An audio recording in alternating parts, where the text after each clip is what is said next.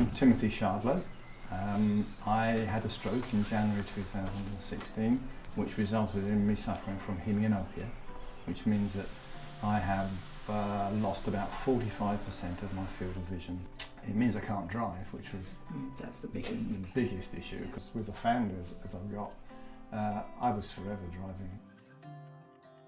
And I had a headache, and my eye to the right, as far as I could tell, didn't seem to be functioning properly. So I sat on the bed and I said to Shannon, I think I've got a problem. She said, I'll ring my optician, who listened and asked questions, and then said, I think, don't come and see me. Go to Queen Mary's Hospital in Sidcup, where they have an ophthalmologist on duty. So popped off down there. This young lady came in and saw me, did some tests, left the room, came back and said, I've sent for an ambulance because I'm convinced you've had a stroke. Whereas most people can do that and they can see both hands. This hand of mine doesn't come back in until there. I waited and waited, and months go by, and I kept getting up every day and thinking, is it improving or isn't it improving? That sort of thing. My name is Professor Alexander Leff. I'm a cognitive neurologist and an honorary consultant neurologist here at Queen Square. The commonest type of patient I see is somebody with a hemianopia, which is where their vision has been damaged to one side, so either to the left or the right. Could be full damage, so they could have completely lost half of their vision.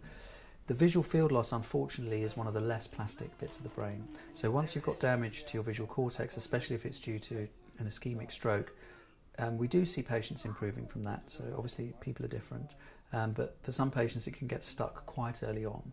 However, that's not the end of the story. So you can get round the problem by using strategies. One of the commonest strategies and one of the most effective strategies is to use eye movements. And a lot of patients, although driving is a bit of an issue, but a lot of patients get back to doing all the kinds of things that they were doing before. It should be here somewhere. Ah, monsters. What do they? Well, what does he like? It says he likes fish and fruit. So Fish. Fish, okay. Where is fish? I must say that I watch television. I read books to the grandchildren and for myself. I use an iPad, and I don't have any problem whatsoever. I go to the theatre, I go to the cinema. In order to get better at reading, you have to practice a very specific type of eye movement that we use for reading, which are these tiny little horizontal eye movements. These are very different from the eye movements we make when we're looking for something, which are bigger eye movements that could go in any direction. So if you practice the right type of reading therapy, and I've been involved in setting up a website called Read Right that does this, you practice these little horizontal eye movements, and then you get better at reading. You speed up. You don't go back to normal, because we haven't got rid of the problem. The problem is the loss of vision. This is a compensatory eye movement strategy, so you get more efficient at dealing with the problem, but that doesn't put you right back to where you were before the problem started. And there are occasions, especially with children's books, when I'm reading to the grandchildren, they tend to put pieces of text in different areas, and I can go da-da-da-da-da, and George will say, you haven't thought about that bit, because he knows the books better than I do. And that's just remembering to keep moving and keep scanning.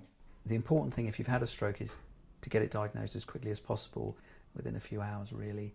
And that's one of the problems with visual problems after a stroke, is most people think, oh, it must be a migraine. So it just takes sometimes days before the realisation sits in, or somebody goes, hold it, maybe this isn't a migraine, maybe this is a stroke. So I would say that's the important thing, get to hospital early so that you're eligible for some of the newer, more powerful acute treatments, because that can reduce the visual loss or the visual impairment. Once the visual impairment's there, once the stroke is completed and you've got damage, then you start on the rehabilitation pathway. And the rehabilitation pathway doesn't need to be rushed. It's not like, oh, if you work really hard in the first few weeks, that makes all the difference. It doesn't, unfortunately. It's going to be long, hard work for weeks, months and years possibly. And you don't have to start immediately, certainly not for visual loss. I do my exercises walking straight but glancing right to left, up and down. And I do that just walking down to the bus stop. I think one thing we both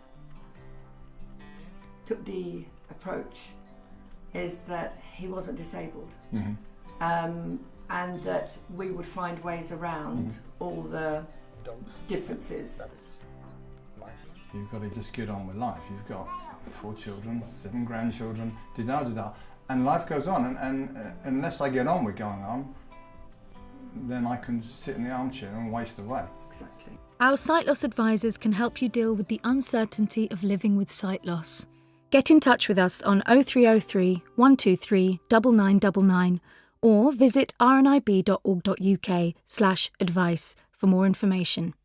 RNIB. See differently.